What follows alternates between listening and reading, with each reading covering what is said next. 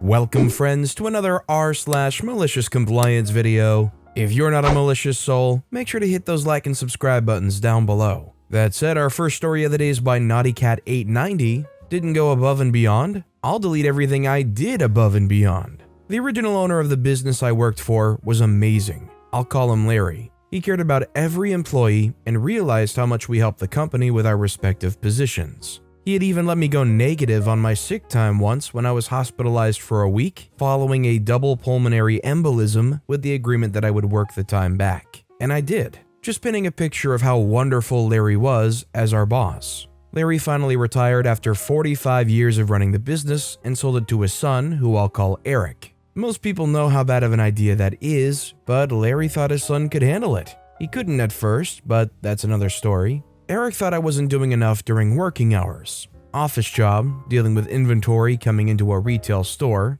But what he failed to realize was that since I worked there for 6 years and got familiar with the work, I was really efficient at the job. So much so that I'd collected more responsibilities each year. Larry was one of the main people pushing for me to take on more each year, with immediate raises every time something was added. Eric didn't have the same mentality. Eric fired me for being inactive for too long during the day, and another reason which isn't important here, also another story for another time. So I was really active for my last 3 days with deleting everything I'd created for the company. It was all above and beyond work, so since I didn't ever go above and beyond, they didn't deserve to keep it. It was signs for products, pictures gathered for advertising, vendor contact information, a program I designed to keep organized and on time for invoices, and a manual I typed up on how to do my job. They had an old version of my job instructions, but by that time, they were practically obsolete, especially with all my extra duties collected over the years. In the 2 years I've been gone, they've had at least 8 people hired for my position who quit within a couple months. I keep getting updates every few months from one of my friends in that office. This is definitely just solely a fail on Eric's shoulders for not understanding what they have at their disposal when taking over this company. If somebody new takes over a company and steps in as far as managing things, do you think it's better to try to insert yourself and try to give your voice and thoughts on things? Or do you think it's better for them to just learn how to either sink or swim? Let me know in the comments down below. Our next story is by an anonymous poster. Well, if you don't like it, you can quit. Okay, sure. I feel like this is a pretty bog standard story that's posted on here, and you might have also caught me witching about this on r/anti-work a month or so back under my old name. So apologies if you're experiencing deja vu. I was too proud of my own malicious compliance not to share, and my IRL friends have gotten sick of the story, so it's time to share with Reddit. When Omicron was just starting to be a thing, the state I live in had just lifted their mask mandate a month or so prior. I was working in a small cafe, having quit my full-time job in January of 2021 in order to limit my exposure to COVID. The owner of this cafe didn't actually care about it. She was an empty nester stay-at-home mom with a rich husband who decided she wanted to put small business owner in her Facebook bio, so us 5 baristas were the ones actually running the cafe. I was naively kissing butt in the hopes I could put general manager as my job title on my resume, so in future job interviews, they wouldn't awkwardly ask why I went from a full-time manager in charge of ordering supplies to a part-time barista in a dinky tourist cafe. I was putting in a lot of work for $9 an hour. I was purchasing supplies and doing inventory on my own dime and my own time, and then submitting receipts for reimbursement. I was categorized as part-time, but pulling full-time hours, and could regularly be found on my days off shooting the crap with my coworkers and likely making a few drinks when it was more convenient for me to be doing the work. And the craziest part is I wasn't unique in the work I was putting into this place. None of us were working there for the money because the money was crap. This was a blank slate of a cafe that we were given the freedom to turn into whatever we wanted. And we were all passionate about making it the space we wanted it to be. My boss got to say she was a small business owner and put an apron on to pose for Instagram selfies once a month when she actually worked there. And we got to develop a great atmosphere with cool customers and a great staff. But back to Omicron. That's where the story really begins. 3 of our 5 baristas all caught COVID at the same time, and us being homebodies, we could have only have gotten it from the cafe. The 5 of us who actually work there jumped on a text group chat that included my boss to discuss what likely happened and what we wanted to do going forward. All of us wore masks, but since our country's health department hadn't announced a mandatory mask mandate, we hadn't been throwing too much of a fuss when people came in maskless. We just rolled our eyes and made their drinks. In the text group chat, the 5 of us agreed that under these circumstances, we should impose a strict mask mandate of our own, regardless of the county's stance. But the owner was adamantly against it. She had every reason under the sun why she wouldn't allow us to impose a mask mandate. She said since the county didn't have one, we shouldn't either. We totes couldn't have gotten COVID from the cafe because one of the 3 who caught it had only worked 2 days of the week the others contracted it, etc. I was really frustrated by this because it feels like it's easy for someone to make decisions about other people's health when you don't actually spend any time whatsoever in that environment. Plus, her motivations were perfectly transparent. She had an obsession with our reviews on Google, and in the state of Utah, if a business requires people to wear masks, the business suddenly gets quite a few 1-star reviews. I would have preferred to talk to her in person, but since my boss never spent any time in the cafe, I instead sent her a text outside of the group chat expressing my concerns. I felt I was very professional and assertive, saying, "Hi owner, I would really like to encourage you to rethink your stance on requiring masks within the store, at least for the potential duration that any of us might be transmissible, both for our safety and for the safety of our customers." And she responded with the most absolute passive-aggressive text I think I've ever seen. I'll go ahead and type out a few spicy portions of the long text she sent in reply. OP, if another person tests positive, I will be closing cafe without knowing for how long. If you do not feel comfortable at cafe or are worried about your health, I understand if you do not want to continue to work at cafe. As of now, it is still a choice for guests to wear masks. Basically, screw you, no masks. If you don't like it, you can quit. I was annoyed as freak. I didn't send anything in response. Instead, I updated my resume on my phone and started to apply to other jobs. I got a few interviews and very quickly landed a job. This was at the height of signs and windows saying, "Please God, work for us." And right before I was going to give my boss 2 weeks notice, for the sake of my coworkers, not for her, the county imposed a new mask mandate, and she texted the group chat something like, "Guests are required to wear masks now, yay," as if that was the only thing keeping us from enforcing mandates. So that's when I officially quit. I think it really caught her off guard that I called her bluff like that. And as soon as I walked out the door for the last time as an employee, she was scrambling to pull things back together, since my coworkers were not about to make things easy and pick up the work I dropped for her.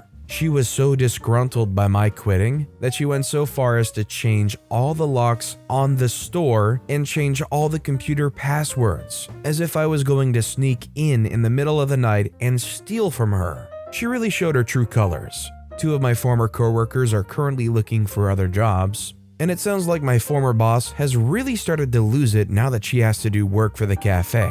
It's not fun to work there anymore, and getting my boss up to speed on how to work inside the cafe she owns is like teaching a high schooler whose mom made them get a summer job. Man, I'm imagining this owner being there like, trying to figure out these positions, being like, "Okay, what do I do now?" And it's just clear to you they've never worked in any kind of environment like that. And not only that, but you can tell they don't actually really want to be doing any of it, so that's just going to cause their brain to not retain any of that. "Wait, how do you do this again? Could you help me with that? Where's this thing again?" Ad nauseum. This next story is by Aladdin 2. No exposed wires. So I work in HVAC, and we were doing some relatively minor duct work on an old cigar factory building. An architectural firm had bought the building, which was already being used for office space. And being an architectural firm, they of course wanted to make some changes. The big change was cutting out a piece of the second floor above the downstairs lobby to make it a more inviting space.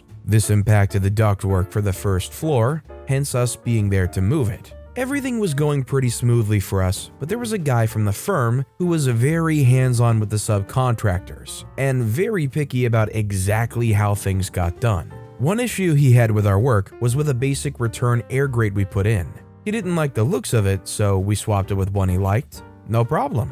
Upstairs was the main office area, and he was obsessed with having nothing exposed. Power wires, thermostat wires, Ethernet, etc. The problem with that is, the buildings in the area are old mills and factories, and are made of brick with huge timber beams supported by solid metal columns. The common way to deal with this was to run your wires as neatly as possible exposed. There were some interior sheetrock walls, so for the most part, everything got rerouted through there as to appease the no exposed wires rule. The issue? The building has forced hot water for heat on the office floor, and while we had the central main thermostat on an interior wall, there was a separate zone of baseboard along an outside wall with a zone head that needs to be wired to a thermostat to work automatically. He didn't want to see that wire. I explained the wire needs to be attached to work correctly and suggested rerunning the small brown wire along the corner of the brown wooden beam so as to be practically unnoticeable.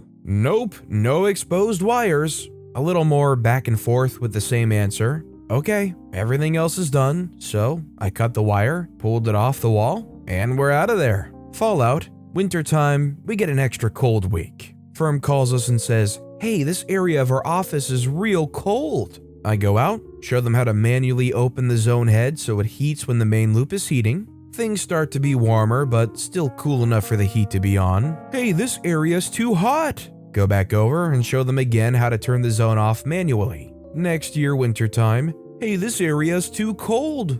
I go out and open the zone head and tell the office manager that this will be the last time we're doing this for free. The next time will be a $100 service call to move the lever. Manager questions why we left it like that, and I get to explain that their guy, who didn't seem to be around anymore, instructed me to remove all exposed wires, so that's what we did. And we could put it back for so-and-so amount of money if they wanted. Not sure what they ended up doing, but that was the last time I went over there. I kinda get it, like OCD type situations. You want everything to look super slick and neat and nice. But if OP explains something's going to altogether lose functionality because you don't want to run a brown wire along a brown beam that is going to be practically unnoticeable, letting them cut it and leave is going a little overboard. And our final story of the day is by Personal Lavishness 4. We're going to have to throw them away. In the late 90s, I volunteered at a small private school. They had little money for extras like computers or computer teachers. I don't know much about computers, but I know how to plug them in, and I know how to put one together if you gave me all the parts. So naturally, I got asked to be the director of the computer lab. It had 2 very old computers, and naturally it was a volunteer job. I had very little money and a lot of time. They knew that I wanted a job. They told me that after I build it up, they would put a salary in the budget. I taught classes the difference between the components, some file structure, some basic, some DOS, and how rebooting your computer usually solves whatever problems you have. The concept of drivers. The thing is, the director of the school hated fundraising, so my salary never got added to the budget, and the director often kept himself busy doing other things. Useless things. One sunny morning, he finds me and tells me to wish him luck. If today goes right, we're going to have a huge computer lab. He comes back from his meeting with a huge smile. I did it! I convinced the bank to donate to us their old computers. Okay, great. Now I have to set up and maintain 50 new, for us, computers. I can't wait. The computers got delivered the next week. All terminals. These were bank computers. I had no idea how to get them running. They didn't have hard drives or operating systems. The keyboard and mouse ports were different. They weren't the standard PS2 at the time. I think they somehow connected to a server, which did not get donated. Their monitors only did text, no graphics. They were useless to us. We needed something to run America Online, Encarta, maybe SimCity. You know, educational stuff. I had no idea how to get these to work. I tried asking the director, telling him that the 50 computers were not useful. He got super annoyed. I'm sure they can be helpful in some way. They must be worth something. Figure it out, because if you can't, we're going to have to throw them away. He thought he was threatening me. He did not think I'd throw out 50 computers. After all, he worked hard to get them. I did not hesitate at all. My next class, I had screwdrivers for everyone. We disassembled everything. If it had a screw, we unscrewed it. The class figured out what each piece was. And then the class activity was to take the pieces to the dumpster. By the end of the next day, there was nothing left. The next day, the director asked me where the computers were. I said, "Oh, you're right. They were very useful." The students took them apart, learned all about the different components, and then threw them out, just like he said we should. His face turned all sorts of colors and he stormed out. What I didn't tell him is that I saved the RAM from the garbage. I mean, after all, it was in the garbage, right? And sold them on the online classifieds. Remember Yahoo Classifieds? For $20 a piece. There were 2 in each computer, so I got $2,000. I guess they were useful, after all. Well, shoot, if you're doing all this volunteer work for free, you can't feel too guilty about taking those excess parts that were going to go into the trash anyways, and making some money that doesn't even cover the amount of salary you should have gotten up to that point. But with that being said, that's all the time we have for today. So of all these stories I've read today, which is your favorite and why? Let me know in the comments down below. And if you haven't yet, if you could like and subscribe, that would mean a lot to me. Whatever you do, whether it's liking, subscribing, turning notifications on, all of it helps grow this channel and I appreciate the heck out of it. So until next time, I'll see you all tomorrow with some more stories.